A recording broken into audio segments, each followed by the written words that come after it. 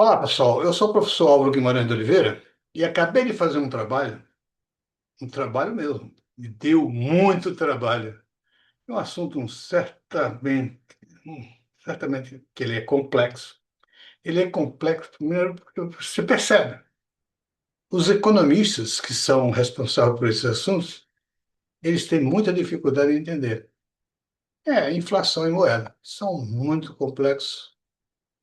E, na minha teoria, eu acho que para se compreender melhor inflação e moeda, você deve ter um conhecimento aprofundado de contabilidade e teoria da partida dobrada. Facilita tremendamente você entender o processo de inflação e o que é moeda. Moeda, você sabe, tem 5.000 anos. Eu dificilmente vejo algum economista que saiba falar sobre moeda bem, compreenda o que acontece com a moeda, como é que ela funciona. Dificilmente, eu não me lembro assim de algum economista, de alguma coisa que eu tenha ouvido ou lido que seja alguma coisa sem os erros costumeiros que existem por aí. Então, eu pretendo dar uma. O meu approach é contábil, baseado na teoria da partida dobrada, e eu acho que isso facilita o entendimento. Se eu tiver certo, ao terminar esse vídeo, você terá uma boa noção do que é moeda e do que é inflação. Vamos lá. Métricas, desvalorização da moeda.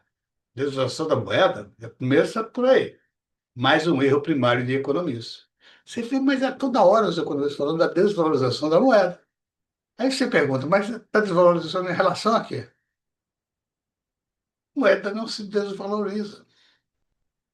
Só quando você compara com outras moedas, em relação ao dólar, em relação ao euro, etc. Aí sim existe a possibilidade de desvalorização. Mas internamente não há possibilidade de desvalorização ou valorização de moeda. Tá certo? Vamos lá, métrica. O litro. Métricas. Desculpa. O litro. A métrica dos líquidos é o litro, o qual é a unidade padrão da medida de capacidade e volume do sistema métrico.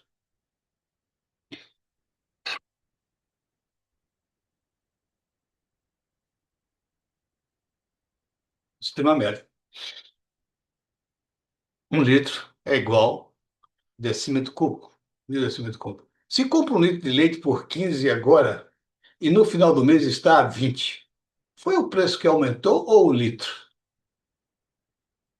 Evidentemente, se os conteúdos do leite são absolutamente iguais, foi o preço do produto que aumentou, devido a N motivos. Por exemplo, seca, salários, transporte, chuva, preço da carne do gado bovino, margem de lucro, etc, etc. O que é isso? Seca, não chove, o capim seca e o gado não come bem. A produção de leite diminui. E se diminuir, evidentemente o preço aumenta. A mesma coisa, o salário dos empregados que trabalham na fazenda, por exemplo, se aumenta, os salários, evidentemente, vai ter que aumentar o preço do leite. Transporte, a mesma coisa. Chuva. Se existe muita chuva, muitas vezes morrem muitos animais e o gado tem dificuldade de ficar em determinados espaços e com isso ele diminui a produção de leite. Logicamente, o preço do leite vai aumentar. O preço da carne do gado bovino, se sobe muito, muito do gado destinado à produção de leite vai ser destinado ao mercado, porque o preço está muito bom. Então, eles vendem e diminuem o quê? A produção de leite. É assim. O litro, a medida métrica dos líquidos, é forçosamente invariável. Não teremos uma aferição justa do preço do leite. Pois é, se o litro fosse variável, o litro hoje é 1.000, amanhã é 800, amanhã 1.200. Não existia nem como medir, porque você está comparando preço subindo e litro subindo e descendo. E os dois invariáveis. Não dá para isso, logicamente, não é mesmo? É fácil observarmos isto através da teoria da partida dobrada. Se houve aumento do custo, por exemplo, mão de obra, houve consumo de recursos financeiros, porque pagou-se a mão de obra. E o registro contábil desse aumento seria assim. Caixa ou contas a pagar, caixa, se ele pagou, pagou o aumento da mão de obra 500. Caixa e crédito de estoque. Estoque está registrando ali o valor que está o produto que você está produzindo. Ou contas a pagar, se você não pagar agora no momento. Como explicar que foi a moeda que se desvalorizou? Se o registro da compra é neutro, não causa efeito algum sobre o patrimônio líquido financeiro ou contábil de empresas compradoras. Por exemplo, se eu debito a caixa e credito a estoque, o que acontece com o patrimônio líquido financeiro ou contábil? Não modifica. Como é que eu vou atribuir algum efeito à moeda? Não é possível, porque não muda. O patrimônio líquido não muda quando a moeda, quando a empresa compradora está agindo. Todo aumento de preços ou inflação tem origem nos fenômenos econômicos e não nos fenômenos monetários, como afirmou o economista Milton Friedman, PhD, professor de Chicago e Prêmio Nobel de Economia, laureado em 1976, e também o professor Roberto Oliveira Campos e todos os seus seguidores, que formam a grande maioria dos economistas papagaios, ou seja, aquele que repete. Tem muitos dos economistas profissionais qualquer que aquele profissional que faz sucesso, por exemplo, Milton Friedman, sucesso absoluto, Prêmio Nobel, você tende a repetir as frases dele como se você fosse o inteligente. Ah, eu estou repetindo aqui, eu concordo com o Friedman. E muitas vezes esses homens, claro, eles não são conhecedores de tudo. Eles têm algumas áreas que são falhas. Por exemplo, Milton Friedman, ele é especialista, ele tem mestrado, não seja mestrado, mas ele é especialista também em estatística. Eu acho que ele perdeu muito, ele devia ser especialista em contabilidade, porque contabilidade é muito mais ubíqua, tá certo? Contabilidade tem todas as coisas. E outra coisa, muito mais necessidade, muito mais prática a contabilidade do que, por exemplo, a estatística. E eu olho em todas as coisas que eu vejo do Friedman, sempre tem um errinho, porque ele desconhece a teoria da partida dobrada, porque ele desconhece contabilidade. Sempre existe isso. E no Roberto Campos também é a mesma coisa. Então, eu tenho uma teoria que os economistas têm uma marca indelével.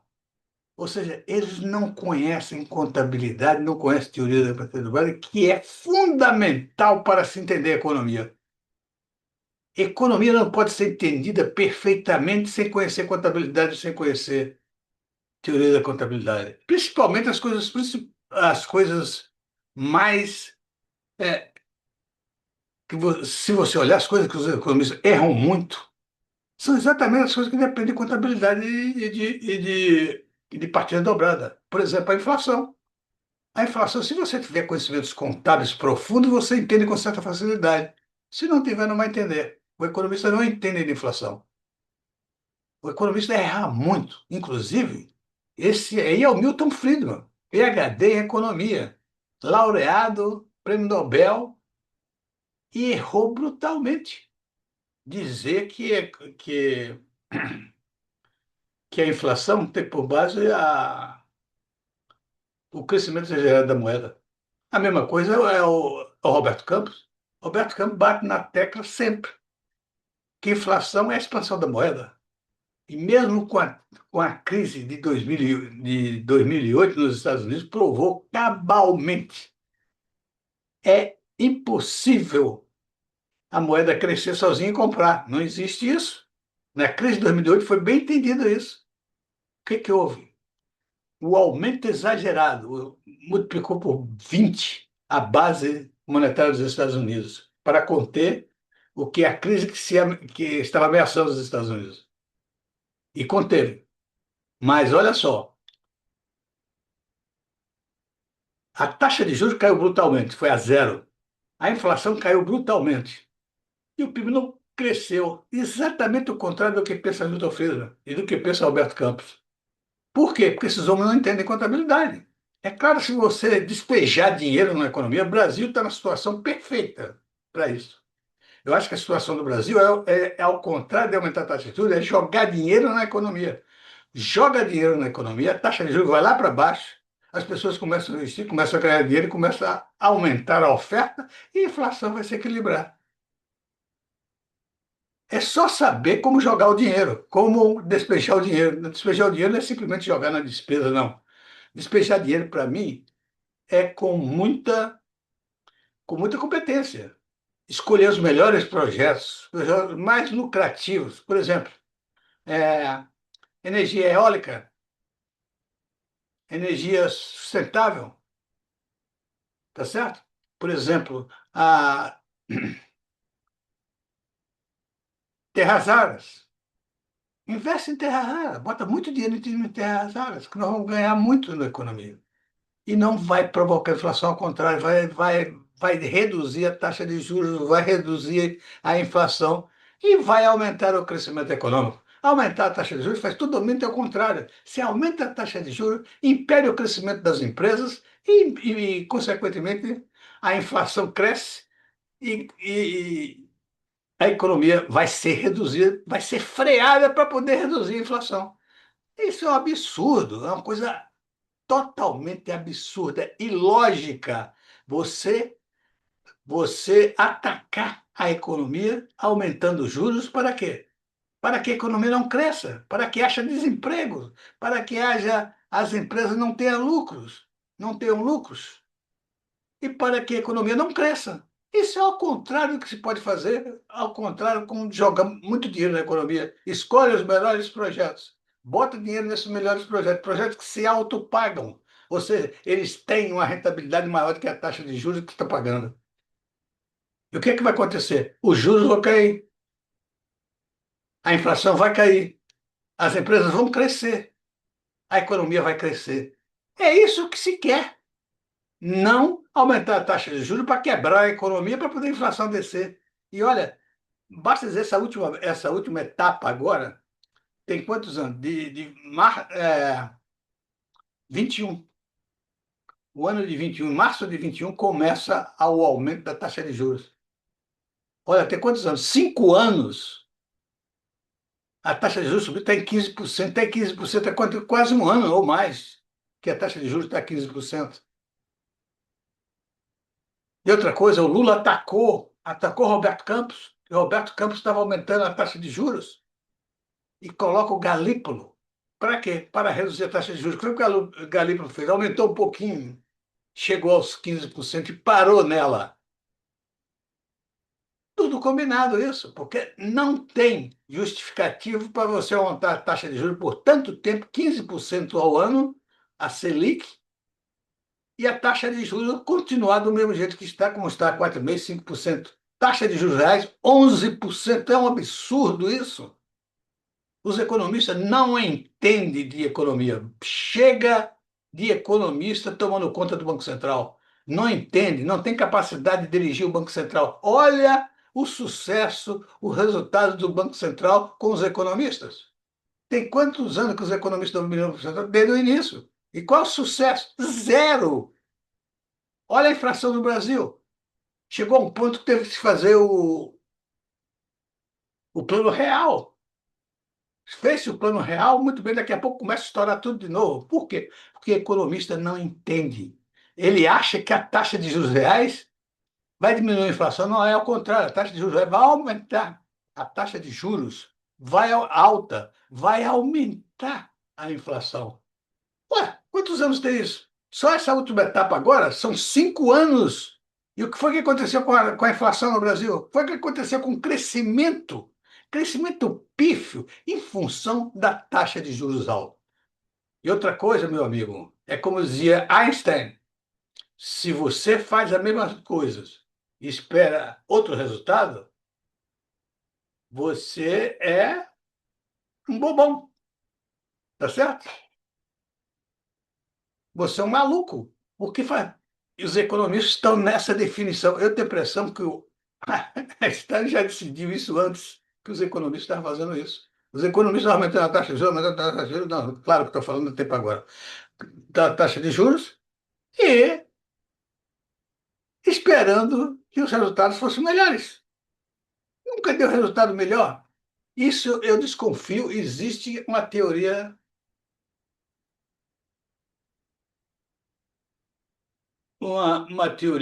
a respeito disso. É que o sistema foi montado para isso. Outra coisa, não há quem derrube essa taxa de juros. Por quê? Primeiro, porque é fácil. Eu posso ir para o Banco Central hoje e continuo com essa política sem precisar fazer nada. E vou dar tão certo que os banqueiros todos vão me abraçar, porque eu digo lá, olha, vou botar logo para 20%, e os banqueiros vão querer. Diz que o banqueiro não gosta de taxa de juros alta porque está inadimplência, mas antes da inadimplência ele leva um bocado. Ele vai tirar um bocado antes da inadimplência. Tá certo? Então, meus amigos, é isso aí. Taxa de juros altos mostra que os economistas são incompetentes. Porque tem quantos anos que os economistas administram o Banco Central e não têm sucesso? Olha a dívida pública brasileira que tamanho está. Quantos anos tem que nós aumentamos essa taxa de juros? Quanto tempo tem que ter a taxa de juros a 15% ao ano? E olha o tamanho da dívida. Está diminuindo pelo menos a dívida? Não, ao contrário, só faz aumentar a dívida. Isso é prova absoluta de insucesso, insucesso total. E continua fazendo a mesma coisa, esperando o quê? Isso é insalubridade mental, meu filho. Tá certo? Todo aumento de preço e inflação tem nos fenômenos, tem origem, todo aumento de preço ou inflação tem origem nos fenômenos econômicos e não nos fenômenos monetários, como afirmou o economista Milton Friedman, professor de Chicago e Roberto Campos. E a grande maioria dos economistas são papagaios, aqueles repetidores, repete sempre isso aí. O quilograma é a unidade básica do Sistema Internacional de Unidades de Grandeza da Massa. Um quilograma vale 1.000 gramas. Um quilo de sabão custa hoje 20. Daqui a 30 dias, 25. Foi o preço que aumentou ou o peso? Claro que foi o preço. Está dando para ver. Novamente, temos que o aumento do preço é proveniente dos fenômenos econômicos, bens, serviços, margem de lucro. Por que proveniente dos fenômenos econômicos? Ora, se eu vou ter sabão, vou ter sebo, tem um problema do breu, tem um problema de sal, tem um problema, vários ingredientes para você fazer o sabão. Todos esses ingredientes custam e eles mudam de preço, devido à escassez de um, o preço sobe, a escassez do outro, o preço sobe. Tudo isso vai compor o preço final do produto. E o que que a moeda tem com isso? A moeda tem com isso, né? A moeda, simplesmente, o preço é igual à quantidade de moeda vezes a unidade monetária. Por exemplo, se o preço do sabão é R$ 20 o quilo, é só 20 vezes reais. São R$ 20. Se aumenta para 50 reais. Quantidade vezes a unidade monetária. Então não tem flexibilidade nenhuma, não tem variabilidade nenhuma, é só a quantidade. Valor não tem. Estou falando aqui de moeda fiduciária, que é a moeda que vale hoje. Não existe mais outra moeda. Só por acaso algum país maluco que existe ainda com moedas commodities. Mas o mundo todo está girando com a moeda fiduciária, que é a melhor moeda que já existiu para você trabalhar a economia e medir o preço. O peso é uma unidade padrão, uma métrica indefinitivamente invariável, sob pena de não se tornar uma avaliação precisa do sabor. Se o preço mudasse, aliás, no interior todo eu já trabalhei com meu pai em fazenda, em padarias, etc. E sei, a gente sabia lá em Mundo Novo que tal fulano você podia chegar lá porque não podia comprar, porque ele eu estou esquecendo o termo, quer dizer, que ele manipulava o peso, botava alguma coisa no peso, para diminuir ou para aumentar e etc. Tal. Então, é preciso muito cuidado sobre isso, tá? Então, o peso não pode variar, senão você está comprando 1 quilo de sabão e, na realidade, recebendo 800 gramas. Então, você está pagando ali, no mínimo, 20% de inflação. A moeda é a métrica dos preços e absoluta maioria. Agora vamos trabalhar a moeda, que é a mais importante, não é? A moeda é mais importante e a mais intrigante. A moeda é a métrica dos preços e absolutamente invariável. As moedas, mercadoria. A moeda é muito importante para a economia. E sendo assim, como imaginar que a moeda possa perder valor ou poder de compra? Na realidade, se a moeda perder valor ou variasse, não poderia ser a métrica do preço e da inflação, porque lhe faltaria características sine qua non para exercer o seu papel de métrica,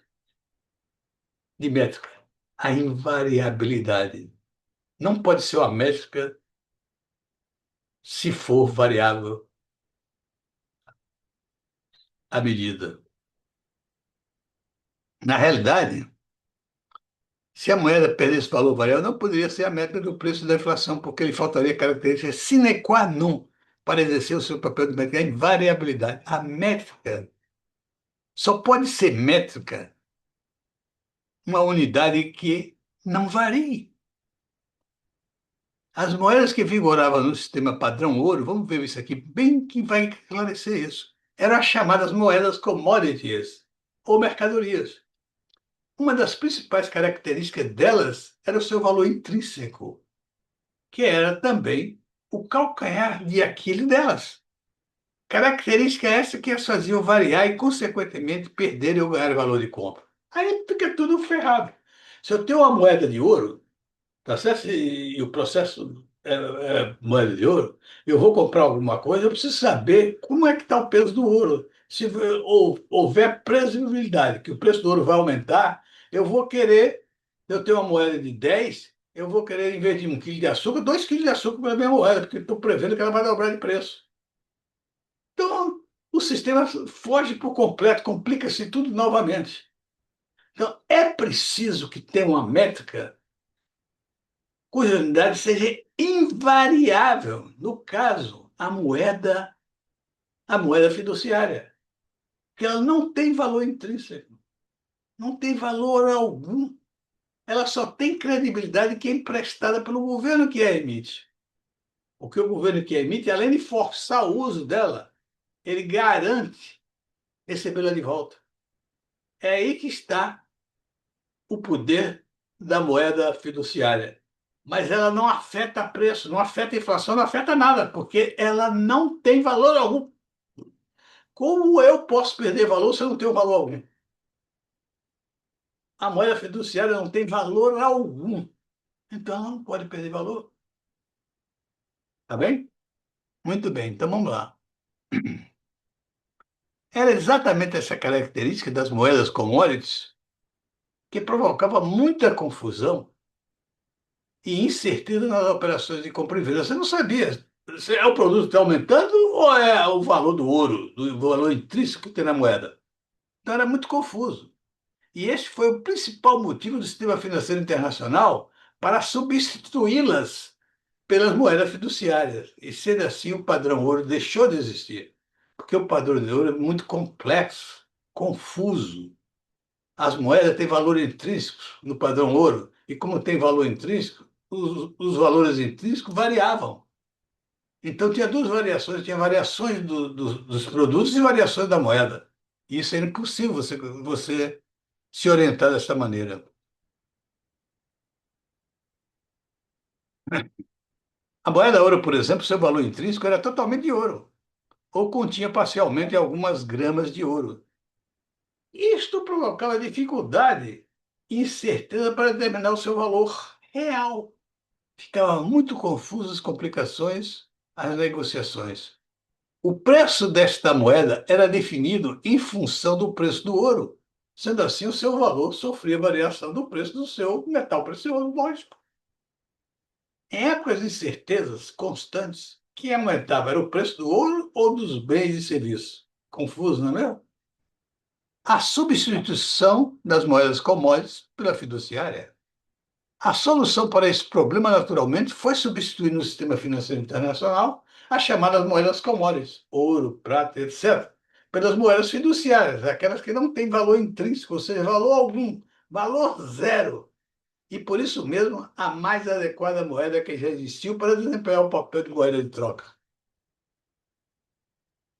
Como ela não tem valor nenhum, o valor é zero, ela não influi no preço.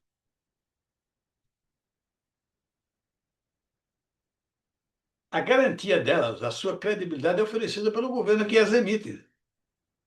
Eles as receberão de volta em troca do serviço prestado à sociedade, tributos, impostos, etc. E, além disso, o governo força o curso delas nas suas respectivas áreas de jurisdição.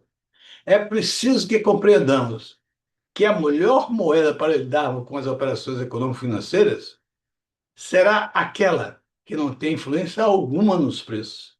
Nesse caso, a melhor moeda para tal é a moeda fiduciária, que é desprovida de valor intrínseco, portanto, com valor zero, e cuja credibilidade é proveniente do governo que emite. Essa que é a moeda mais importante para o sistema financeiro, mais adequada.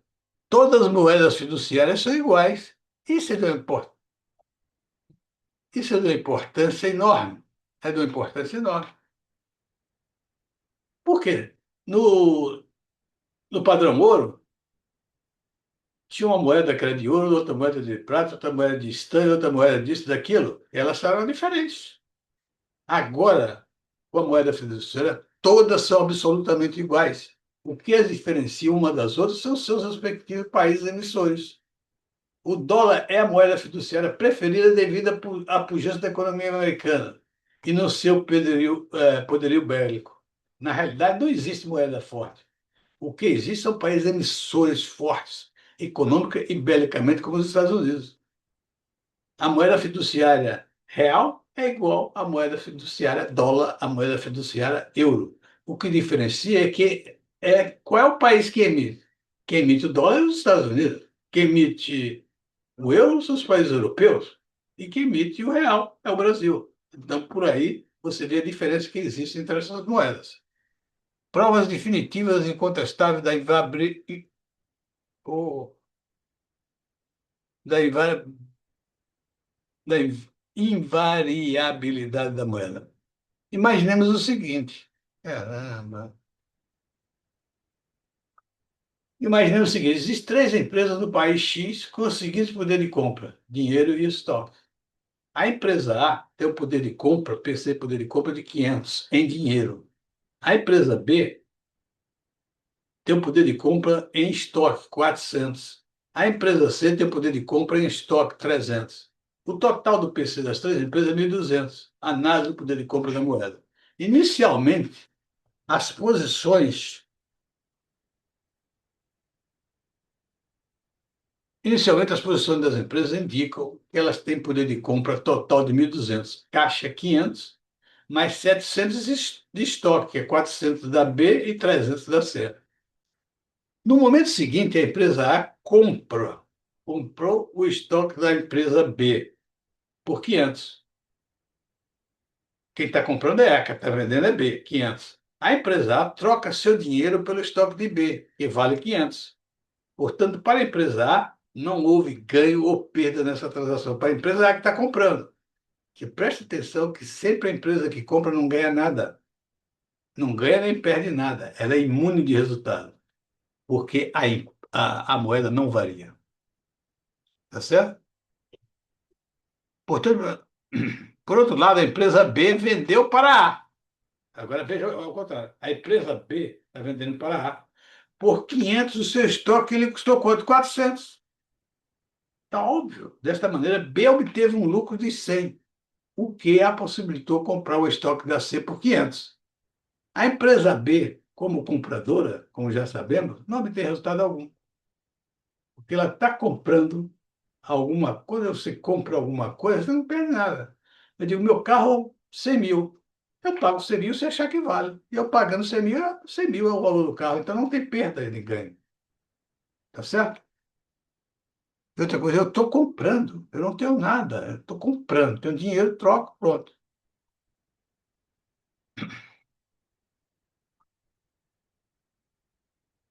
A empresa C, como vendedora, tinha o seu estoque. Você vê que a importância grande é o seguinte: por que que a empresa compradora não ganha nada? Porque ela está comprando. Ela vai iniciar o negócio dela, compra 500 de estoque. Ela tem alguma coisa para comprar? Não. Torou o dinheiro e comprou de estoque. O estoque para ela agora custa 500. Quando ela passa a ser vendedora, aí é o contrário. Ela está com estoque que custou para ela 500. Então, quando ela vai vender, se ela vender por 600, ela ganha 100. Se ela vender por 400, ela perde 100. O resultado vem daí. Porque a empresa vendedora está vendendo alguma coisa que ela já comprou e tem um custo registrado. É por isso que ela tem ganho. A empresa compradora não tem, está comprando um produto. Imagina a empresa começando. Ela tem R$ 500. Ela compra os estoques. Comprou os estoques, fulano tinha um estoque de 500, ela comprou o estoque. O que foi que ela ganhou? Nada, ela trocou o dinheiro dela pelo estoque. Ela é compradora nesse momento. Agora ela vai ser vendedora, vai vender o estoque dela por quanto? Por 600. Quanto ela ganha? 100, porque ela comprou por 500 e vendeu por 600. É só isso, tá? A empresa C, como vendedora, tinha o seu estoque registrado em 300 e o vendeu por 500, ganhando assim 200. Vejamos agora a melhor maneira de apresentar suas operações e seus resultados econômicos. A empresa A tinha 500 como dinheiro aqui, ó. Portanto, ela tem 500 aqui, né? É o seu PC, poder de compra. O que que ela faz? Ela debita, pega esse 500 dela e joga na mão de quem? Da empresa B. E recebe de volta o quê? Esse estoque. Que ela comprou por 500, vai ser registrado como 500. Não interessa por quanto está registrado aqui, interessa por quanto ela comprou. Ela comprou por 500, vai registrar por 500. É o custo desse estoque para essa empresa é 500.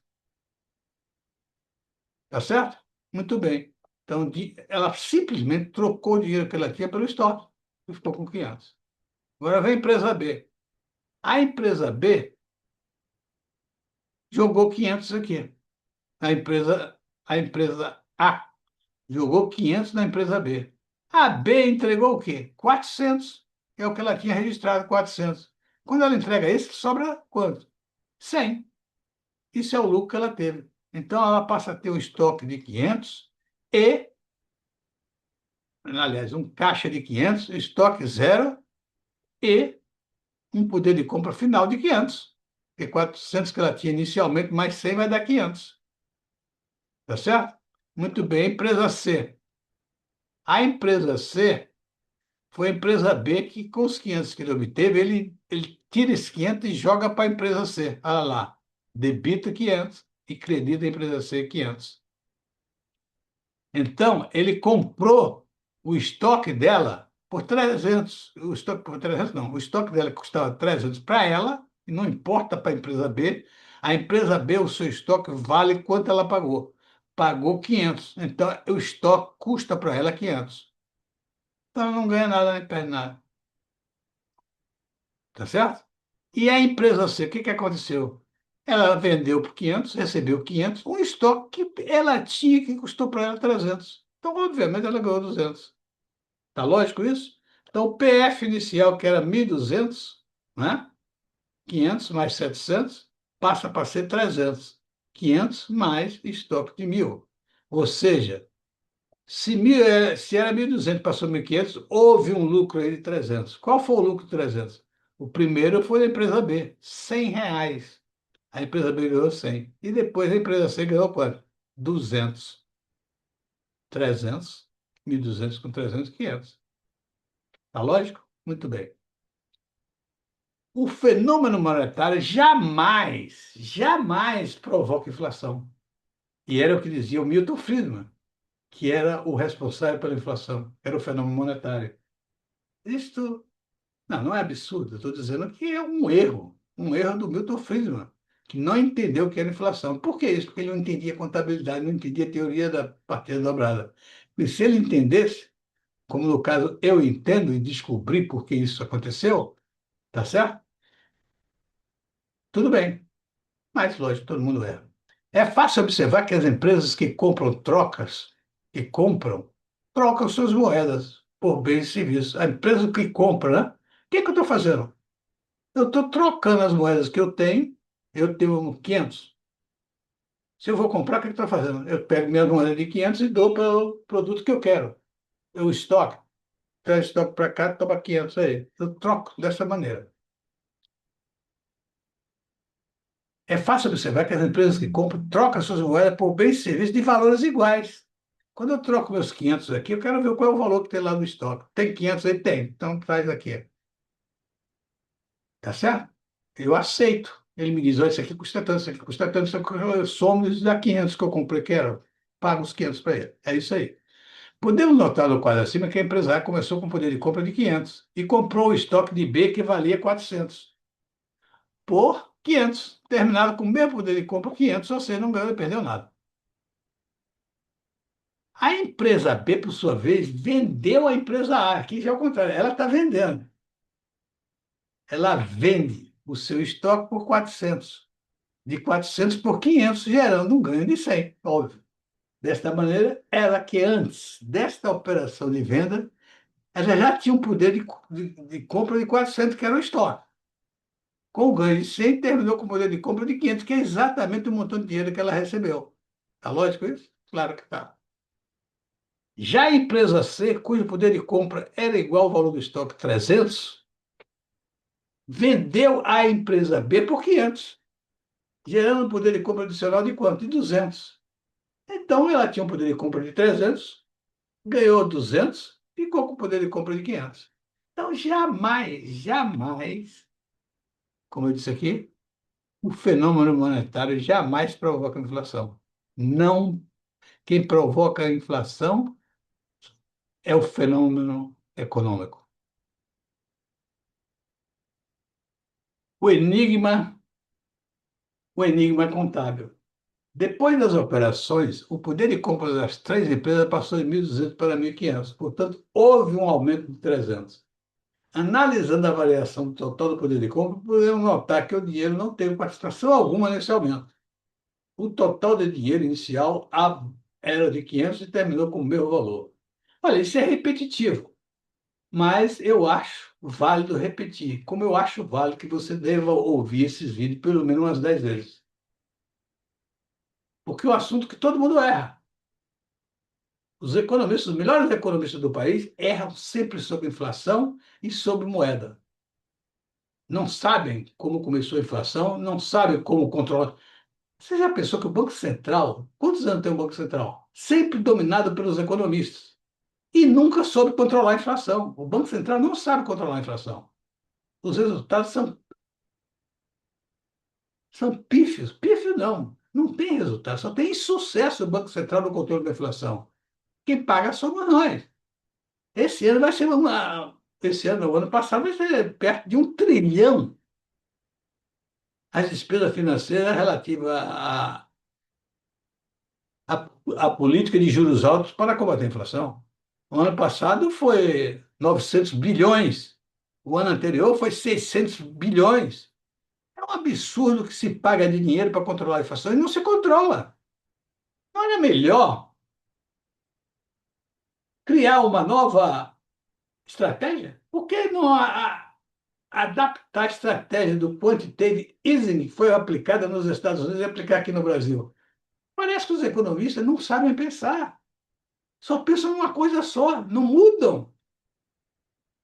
O próximo economista que vier vai fazer a mesma coisa que o Galípolo está fazendo. O Galípolo está fazendo a mesma coisa que o Roberto Campos fez. Não tem diferença nenhuma, os resultados são os mesmos. E eles vão esperar o quê? Resultados diferentes? São insanos. Só insano a pessoa que faz a mesma coisa e espera resultados diferentes, conforme disse o Albert Einstein. É um absurdo eu olhar e ver que todo ano é a mesma coisa. Todo ano a taxa de juros é aumentada, todo ano é aumentada para controlar a inflação. Qualquer presidente do Banco Central, que é economista, sempre é um economista, não sabe o que é inflação e não sabe o que é moeda. Como é que eles vão controlar a inflação? Eles não têm capacidade para controlar a inflação. Se o economista soubesse o que é moeda, ele não sabe o que é moeda. Se ele soubesse o que é moeda, ele não dizia o que dizia por aí. Pode pegar no jornal, na internet, etc., e ver o que é que eles dizem, o que é O que é inflação? Inflação é a perda de compra da moeda, a perda de compra do dinheiro. Meu Deus do céu, a moeda não tem valor. Como é que ela tem perda de compra? A moeda é troca. Como é que se diz um. Ele devia repensar. Isso vem sendo dito desde a época do padrão ouro. O padrão ouro era verdadeiro. Por quê? Porque a moeda tinha valor intrínseco, era ouro. E se o ouro diminuía de valor, é claro, os preços aumentavam. Esses caras parece que, não, parece que nós vivemos sobre o padrão ouro. Será que não dá para pensar um pouquinho? E ver que o que nós estamos usando é moeda fiduciária que não tem valor algum. O valor da moeda fiduciária é zero. Como é que ela perde valor?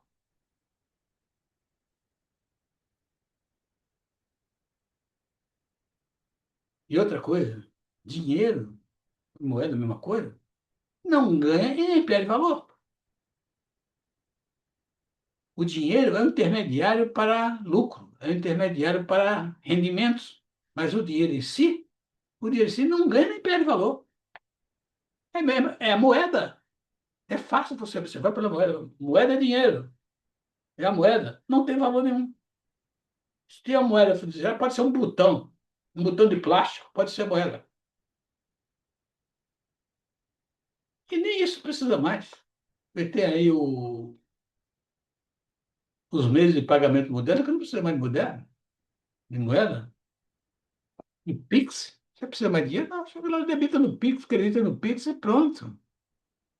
E ficam dizendo que a inflação é por conta da perda de valor da moeda. Isso é de uma estupidez, de uma ignorância. É você declarar: eu não sei contabilidade, eu não sei teoria da partida dobrada. É isso aí, é zero conhecimento dos economistas em relação à contabilidade e à teoria da partida dobrada.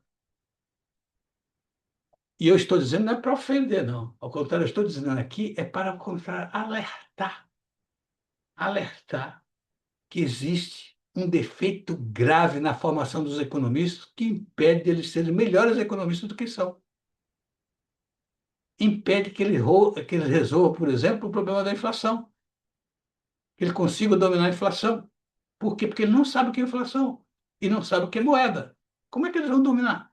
Como é que eles vão controlar a inflação se eles não sabem o que ele está controlando?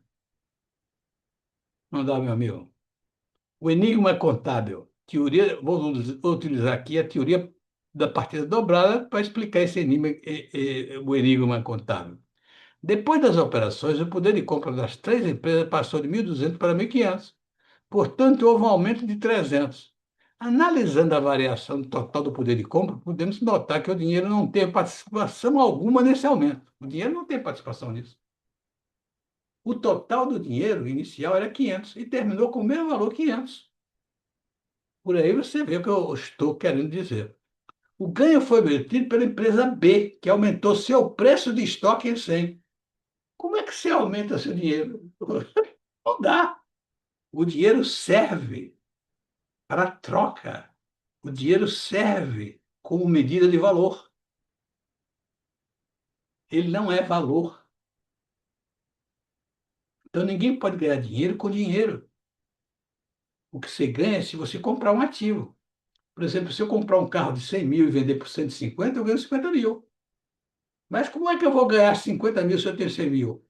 Eu posso aplicar num título. Muito bem, isso aí é rendimento, não é lucro.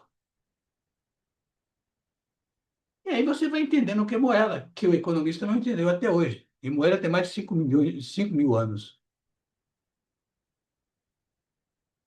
Então, eu quero melhorar a qualidade dos economistas. Eu sou economista.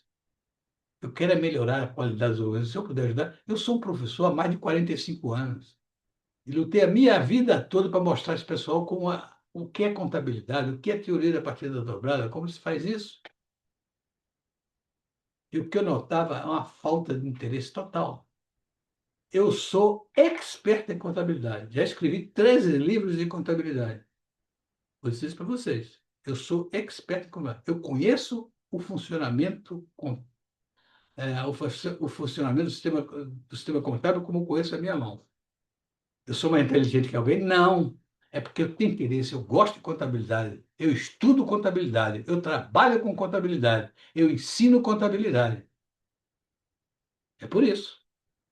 Não é porque seja diferente de ninguém. A única diferença que eu sou dos outros é que eu gosto. Ok? O problema enigmático está justamente aí como pode haver ganhador sem perdedor, se as três empresas negociarem entre si. Como é que pode haver um ganhador sem perdedor? Será que houve perdedor? E como que a pele é coisa? Porque todo mundo diz. Entre duas negociações, um ganha, o outro perde. Não é? Não é verdade em contabilidade. A compra não traz nenhum resultado para o comprador. Já começa. A compra não traz nenhum resultado para o comprador. O vendedor é que obtém todos os tipos de resultados. Entre um comprador e um vendedor, quem ganha é o vendedor. Quem perde é o vendedor. O comprador não acontece nada com ele. Simplesmente ele convalida o preço ditado pelo vendedor. É só isso. O processo compra e venda é uma exceção à afirmação de que entre dois negociantes, se um ganha, o outro perde. Neste processo, o comprador não apresenta nenhum resultado. O vendedor é o ganhador ou perdedor. Para haver resultado, lucro ou prejuízo, é preciso que haja uma receita e um custo. Quem registra a receita e o custo é o vendedor. O vendedor que vende registra a receita. E ele mesmo, se está vendendo, é porque ele tem. Então, ele registra o custo do produto que ele está vendendo. Quanto me custou esta camisa que eu estou vendendo a você por 100? Me custou 80, então ganhei 20.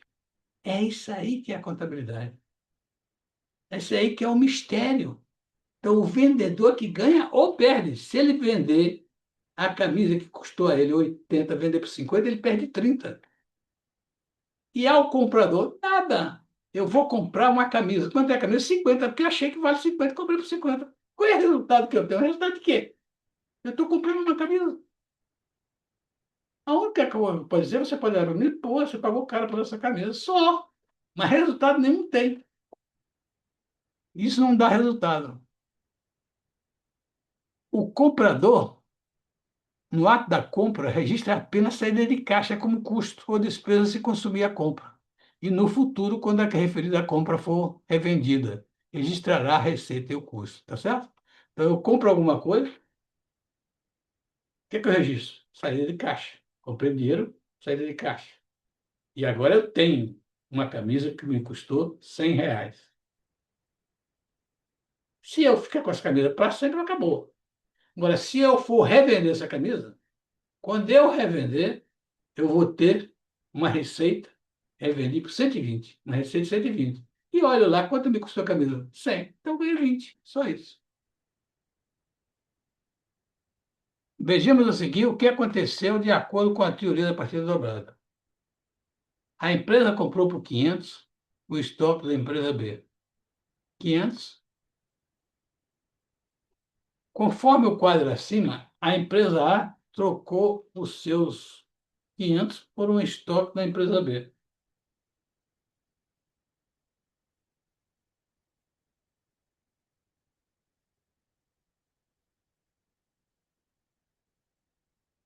Na empresa A, comprou porque. Desculpe aqui. Vejamos a seguir o que aconteceu de acordo com a teoria da partida dobrada.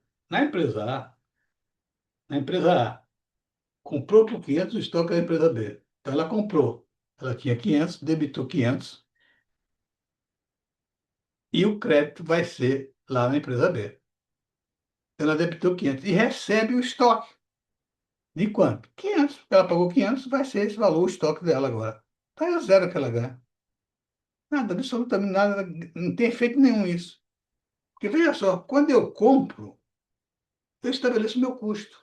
Se eu comprei uma camisa por 400, não me interessa saber por quanto o cara comprou. Se comprou por 100, se comprou por 10, se comprou por zero. Eu vou registrar na minha contabilidade por quanto eu comprei. Comprei por 500, e o valor dela é 500 ali. Quando eu for revender, é que eu vou determinar quantos, eu vou saber quanto eu ganhei ou perdi. Se eu vender por um valor maior do que aquele 500, eu ganho dinheiro. Se eu vender por um valor menor, eu perco dinheiro. Conforme, por exemplo, eu trocou 500, o estoque da empresa no valor de 400. Para a empresa A, o estoque será registrado pelo valor de compra, não importando qual o valor dele registrado pela empresa B. Tá certo? É por isso que ele não perde. O custo dele, da camisa, é por quanto ele pagou. Está aí a explicação por que as empresas compradoras não ganham ou perdem valor. Elas trocam ativo com os mesmos valores. Eu troco um ativo meu, R$ 500, por uma camisa que eu acho que vale R$ 500. É só isso. A empresa A tinha, antes da transação, poder de compra de 500, e no final mantém o meu poder de compra. Olha só. Ela é 500, eu vou lá 500, e ela, na empresa B, na empresa B, na empresa B, né? Vendeu o estoque no valor de 400 por 500. Ela recebeu aqueles 500 da empresa A e entregou um estoque que para ela custou quanto? 400. Então ela ganhou 100. É isso aí que a gente está falando. Nessa hora, exatamente, é que você vai saber se você ganhou ou perdeu dinheiro. Na empresa B, aconteceu exatamente o contrário do que aconteceu na A. Ela vendeu a A o seu estoque de 400 por 500, ganhando 100. Sendo assim, o seu poder de compra, que era 400, passou, obviamente, para 500, como está aqui, ó. Ela também comprou estoque da empresa C, pagando 500, e como não ganhou nem perdeu nada, o seu poder de compra final continua 500. Ou seja, ela aqui, com o ganho daqui, 500, ela tem um ganho, ela pega esse dinheiro e aplica na empresa C, comprando o estoque da outra. Por quanto? Dela estava registrado 300, mas na B ela pagou 500, então o estoque vai valer aqui 500. E valendo aqui 500, não ganha nada. Ou seja, sempre, sempre, a compradora não tem efeito nenhum, não tem resultado algum. Portanto, como é que ele vai influenciar a inflação se não tem resultado o comprador? A moeda, a moeda é compradora. O vendedor é o produto. O produto que é vendido, a moeda compra. A moeda não é vendida, tá certo? O produto que é vendido. Então, são essas coisas que a gente deve prestar atenção que vão resolver as nossas questões. Sendo assim, o seu poder de compra, que era 400, passou efetivamente para 500. Ela também comprou o estoque da empresa C pagando 500. E como não ganhou, não perdeu nada, o seu poder de compra final continua 500. Na empresa C, vendeu a B por 500, o estoque custou 300. Então, olha, ela vende por 500, um estoque custou 300.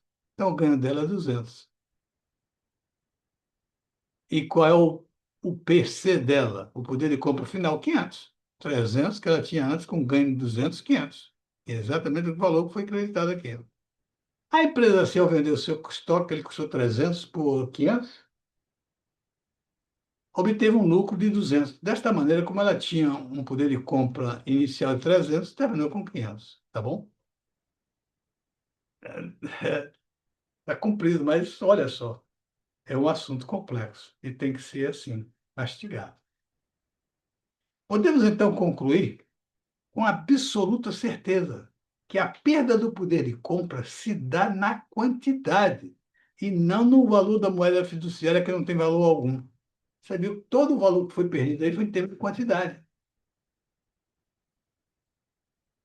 O valor da moeda não tem valor algum. Como é que ela vai perder? É óbvio, Lulante, como perder o que você não tem?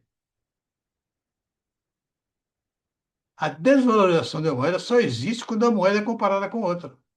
E falam tanto que a moeda desvalorizou, o cruzeiro está desvalorizado, o real está desvalorizado, etc. e tal.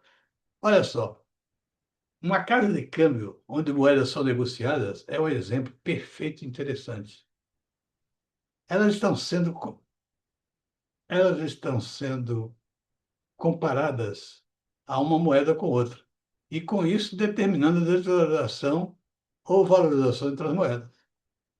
É interessante observar que as operações são realizadas através do modelo de escambo.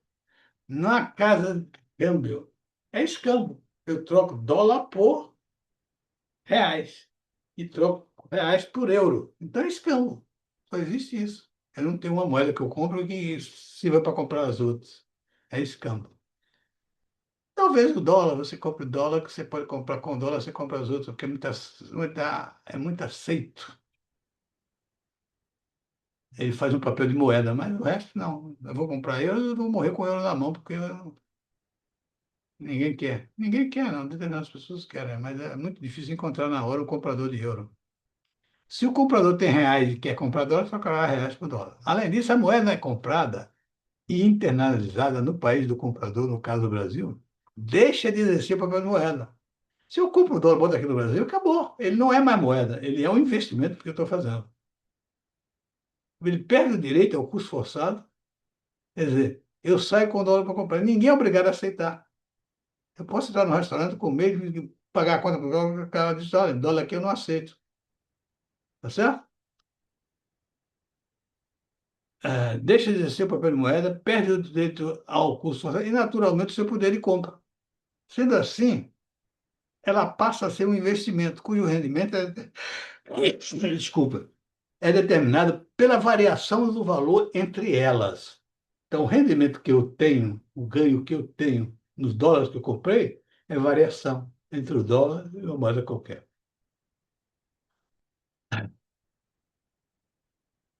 Os economistas precisam se atualizar. A perda do poder de valor da moeda ocorria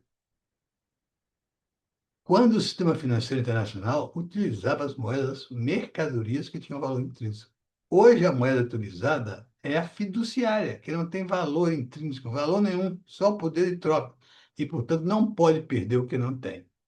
É interessante observar que os economistas estão cometendo erro atrás de erro por falta de atualização cognitiva.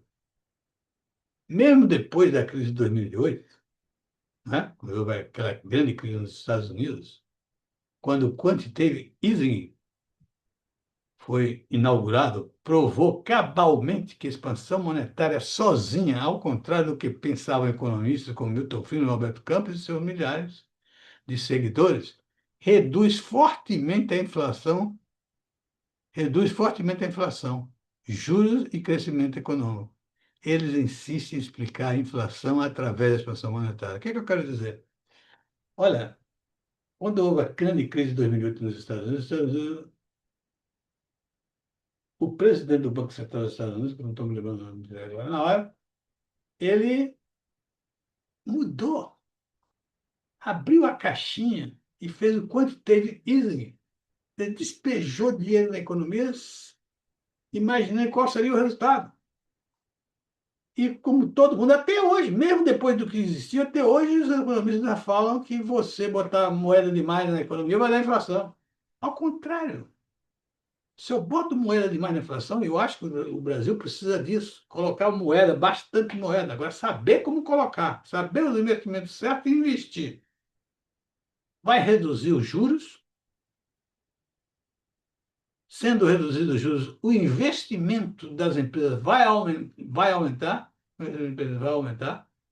Os investimentos das empresas vão aumentar. Né? Vai haver crescimento econômico, vai haver emprego e a inflação vai ser reduzida. É exatamente o contrário que a taxa de juros. A taxa de juros alta é para arrebentar a economia. O principal objetivo da estratégia de juros altos é quebrar a economia, fazer com que a economia pare de crescer para poder a inflação cair. Ou seja, já no objetivo está mostrando que está errado.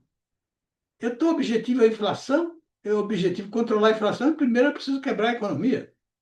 É um absurdo isso, estupidez. Isso é uma estupidez de economista.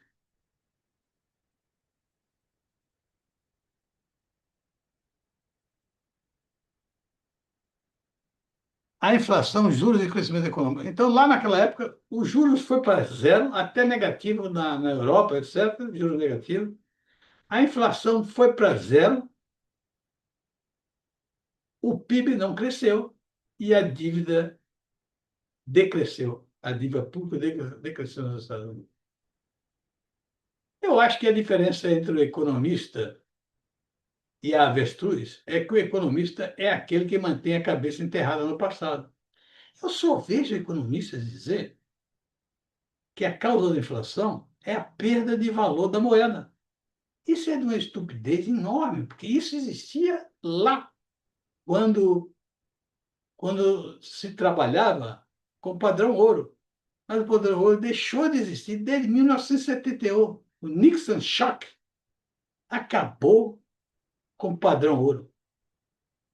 E esses caras não mudam a teoria, não mudam a ideia deles sobre o que é juros altos, sobre o que é inflação, e acham que a moeda que perde valor, que a moeda é desvalorizada.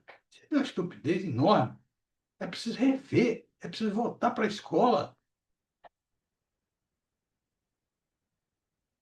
Exemplo final. Imaginemos que desejamos comprar um par de sapatos que está à venda na Mister Cat por R$ 500. 2 meses depois, passando por lá, o mesmo par de sapatos estava sendo vendido por 700. Que houve? Foi o real que desvalorizou ou o preço dos sapatos que aumentou? O bom economista de hoje em dia diz, olha, foi a moeda que desvalorizou. Como? A moeda está no meu bolso, a moeda está no banco, depositada, como desvalorizou? Como é que o sapato aumentou de preço só porque a moeda desvalorizou? E a moeda está a mesma em qualquer lugar. Se eu for comprar um sapato que era por 500 e o cara me esquecer 700, eu digo, não, não vou comprar não, compro ali adiante 500, comprou camisa por 500. E o vendedor de camisa vai receber os 500. Não foi o 500 que desvalorizou, foi o preço do sapato que aumentou. Porque se fosse o 500 que tivesse desvalorizado, o vendedor da camisa não ia me vender a camisa pelo mesmo preço. Então, eu ia comprar sapato, levei R$ 500. O cara disse, olha, eu vou te cobrar 700, que o preço agora é 600. Eu digo, não. Aí eu vou e compro a camisa por 500. Foi o que aconteceu. O preço do sapato foi que aumentou, não foi a moeda que desvalorizou. Tanto é que eu compro a camisa por 500. Tá bom? Para responder essa indagação com clareza absoluta, precisamos supor que o comprador sou eu e que tenho 1.000 no bolso. Comprei o par de sapato por 700 e sobraram R$ 300 no bolso. Vamos agora analisar o que aconteceu a cada participante dessa operação. Conforme já vimos acima, os vendedores sempre são os ganhadores dos aumentos de preço e os perdedores são os compradores. A Cat ganhou aumento.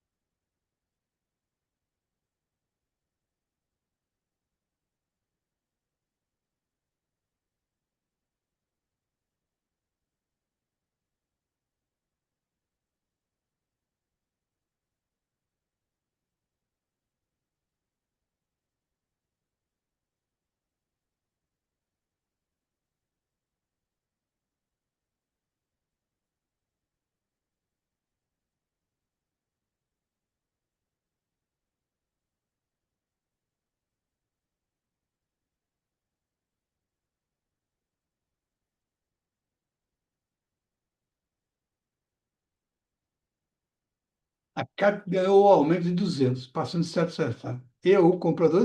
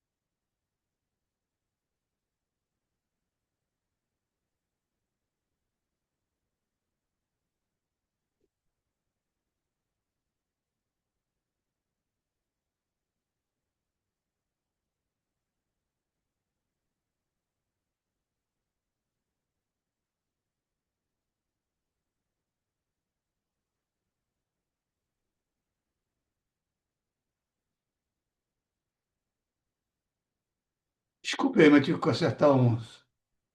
Conforme já vimos assim, os vendedores sempre são os ganhadores dos aumentos de preço. E aos compradores não acontece nada.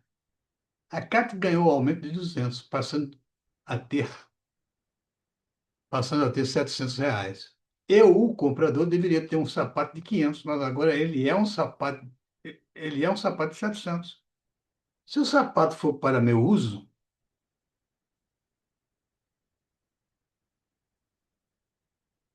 gastei 700. Mas se for para revenda no futuro, quando vendê-los, saberei se ganhei ou perdi dinheiro.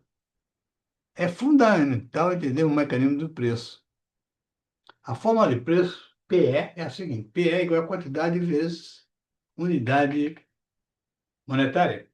O preço inicial do sapato seria assim estabelecido: 500. Em seguida, o preço é aumentado em 200, ou seja, passou para 700. O preço agora é 700.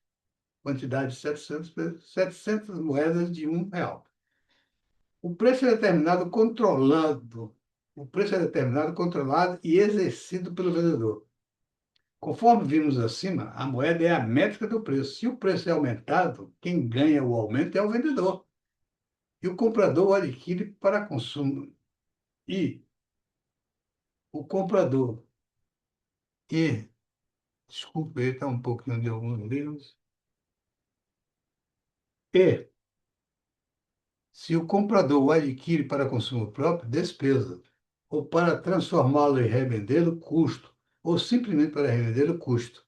A moeda não acontece nada, ela é absolutamente imune e invariável. Na realidade, o papel primordial da inflação é transferir renda dos compradores para os vendedores através da moeda.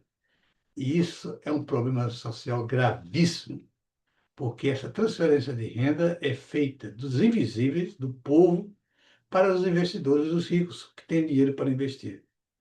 Não é simplesmente isso aí, não, tá? Isso é um problema seríssimo para a humanidade. Não só para o Brasil, para a humanidade. Porque o sistema financeiro está praticamente todo girando em torno disso. Controlar a taxa de inflação através de juros altos. E isso significa simplesmente botar o povo para trabalhar e os investidores vão ganhar. Um abraço para vocês e até a próxima. Isso aqui eu coloco para vocês entenderem que eu sou um professor, eu tenho, devido à minha formação, eu tenho autoridade para falar sobre esses assuntos, tá certo?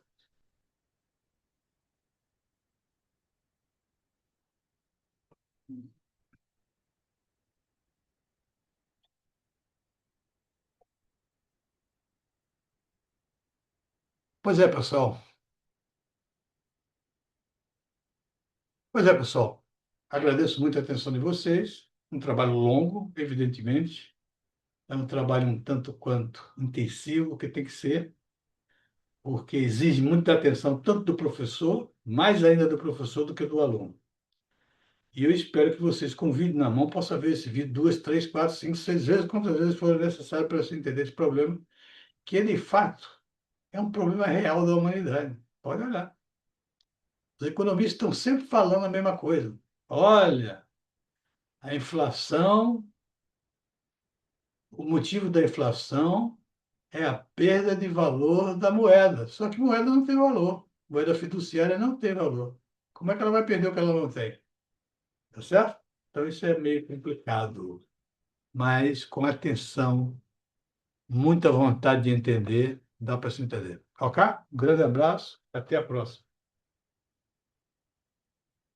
Meus amigos, um grande abraço e até a próxima.